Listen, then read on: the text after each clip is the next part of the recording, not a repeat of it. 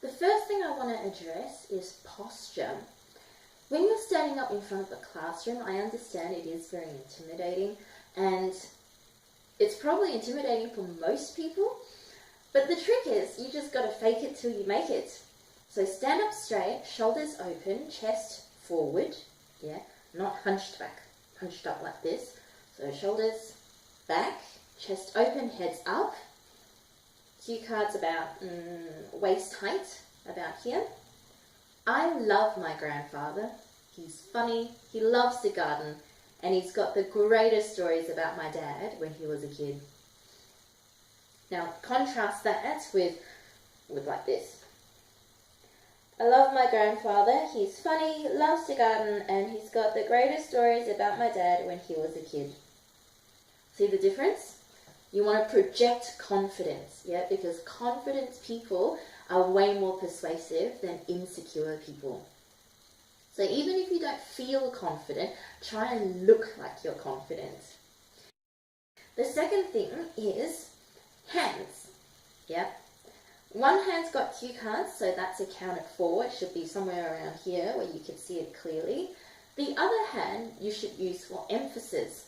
Don't put them in pockets, because, pockets, when you sort of put your hands like this, you tend to slump over like this, and it's not very attractive. Stand up straight, hands out of pockets by your side, or, somewhere around here, and then use them for emphasis when you need to.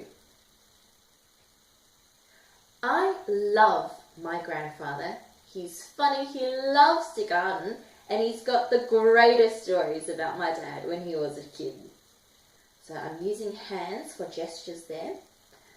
You'll notice that it looks very different when I don't use it for gestures and my hands are just everywhere, like that. So I'll give you an example. I love my grandfather, he's funny, he loves to garden, and he's got the greatest stories about my dad when he was a kid. A lot of people are shufflers, they sort of just move side to side like this. And again, it's very distracting. You don't want your audience distracted from what you're saying, by what you're doing with your body. You want them to pay attention to this, right, to what's coming out of your mouth.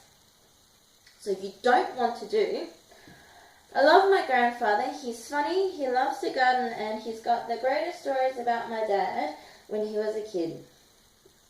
Very distracting. There's a lot of movement going on all the time.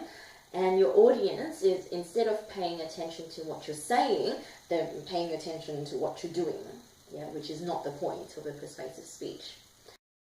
A lot of guys I've noticed sort of do the whole slumped over, they sort of stand to the side, like not quite like this, but they sort of like do this, and they're slumped over, they've got their hands in their pockets, and it's just like here. I love my grandfather, he's funny, loves to garden, and he's got the greatest stories about my dad when he was a kid.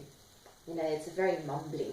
So stand up straight, project confidence, feet under your shoulders, right? Straight, looking at your class.